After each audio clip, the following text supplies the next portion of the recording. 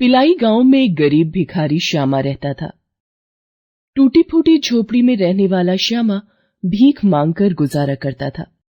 कभी कभी तो उसे भीख भी नहीं मिलती थी और उसे भूखा ही सोना पड़ता था।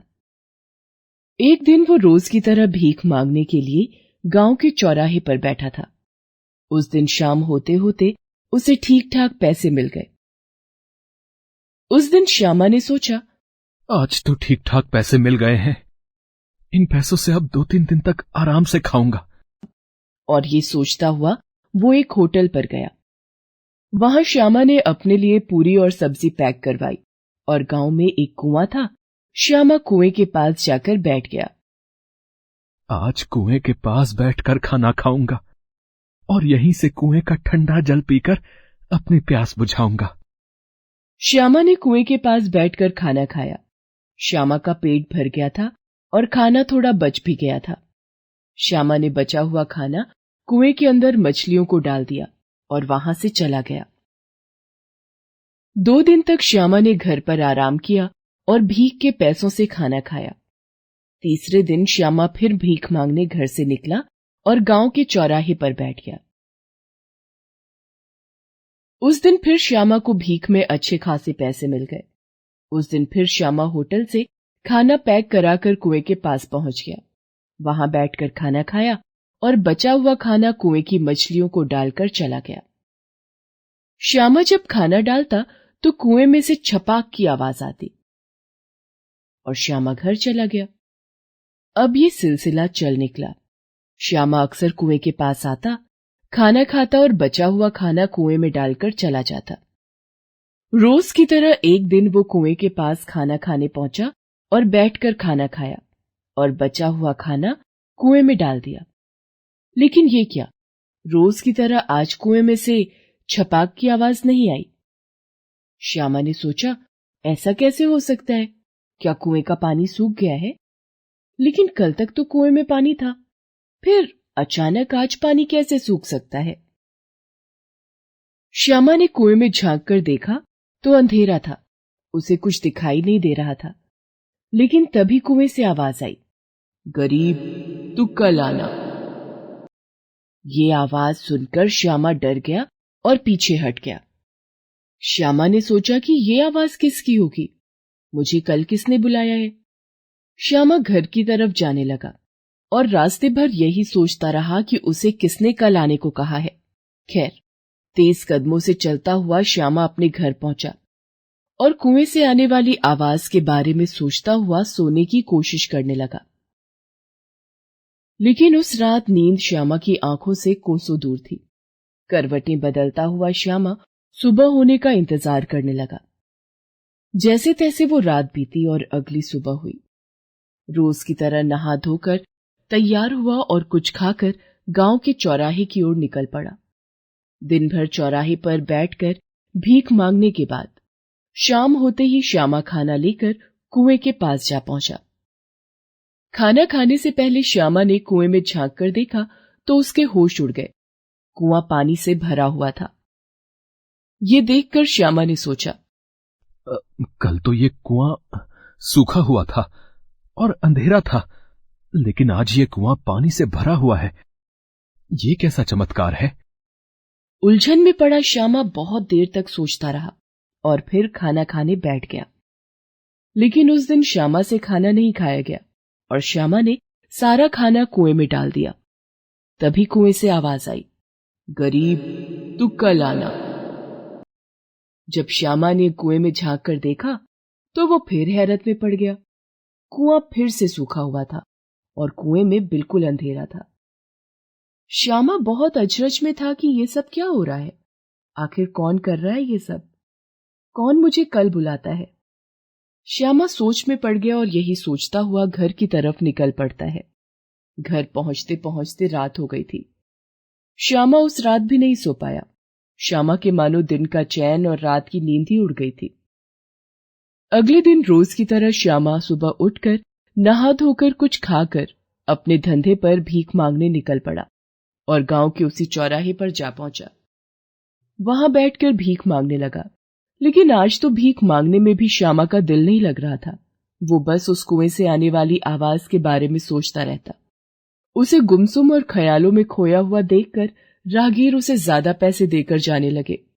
श्यामा की कमाई बढ़ने लगी, लेकिन अपनी बढ़ती हुई कमाई देखकर भी श्यामा खुश नहीं था और बस उस चमत्कारी कुएं के बारे में सोचता रहता। रोज शाम को श्यामा खाना लेकर कुएं के पास पहुंचता और उस कुएं से वही आवाज आती, गरीब तू कल आना। अब ये रोज का सिलसिला हो गया। एक दिन श्यामा ने सोचा, आज मैं उस कुएं से पूछ कर ही रहूंगा कि मुझे रोज कल आने को कौन कहता है, और आखिर वो कल कब आएगा।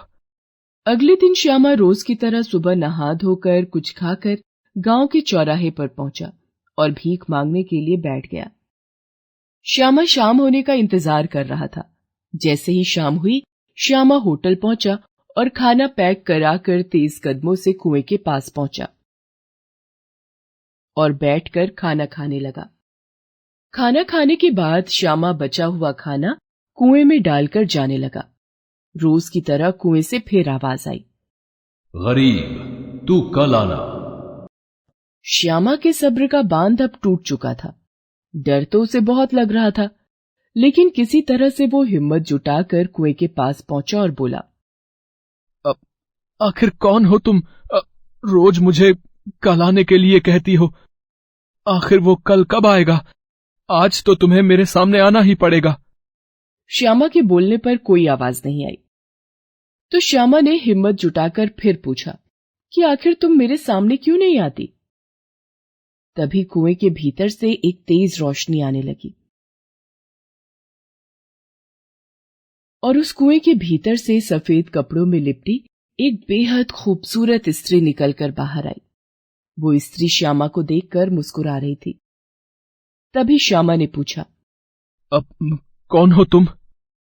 वो स्त्री बोली, मैं स्वर्गलोक की अप्सरा हूं। एक श्राप के कारण मैं इस कुएं में मछली बनकर रह रही थी, लेकिन तुमने मुझे उस श्राप से मुक्त कर दिया। श्यामा हैरान होकर बोला, मैंने तुम्हें कैसे श्राप से मुक्त किया है? मुझे बताओ।